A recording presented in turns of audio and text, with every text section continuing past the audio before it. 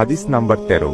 আনাস ইবনে মালিক রাদিয়াল্লাহু আলাইহি ওয়াসাল্লাম থেকে বর্ণিত, রাসূলুল্লাহ সাল্লাল্লাহু আলাইহি ওয়াসাল্লাম ফরিয়াদ করেন, তোমাদের কেউ প্রকৃত মুমিন হতে পারবে না যতক্ষণ না সে তার ভাইয়ের জন্য সেটাই পছন্দ করবে যা তার নিজের জন্য পছন্দ করে।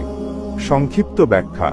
এই অতি গুরুত্বপূর্ণ হাদিসে প্রেরণাদাতা আমাদের শিক্ষা দিচ্ছেন যে ঈমানের পুরো আত্মার সৌন্দর্য পেতে হলে শুধুমাত্র নিজে ভালো হওয়া যথেষ্ট নয়, বরং অন্যদের জন্য সেই একই মহত্ব ও কল্যাণ কাম্য হওয়াও অপরিহার্য।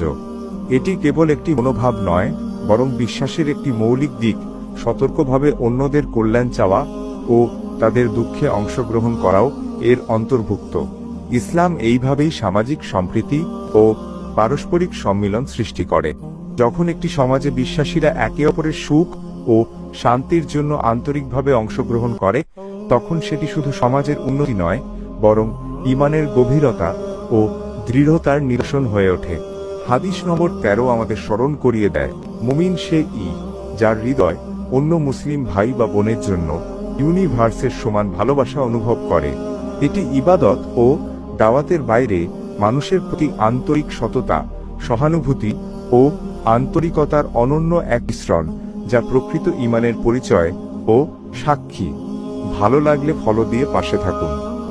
ধন্যবাদ।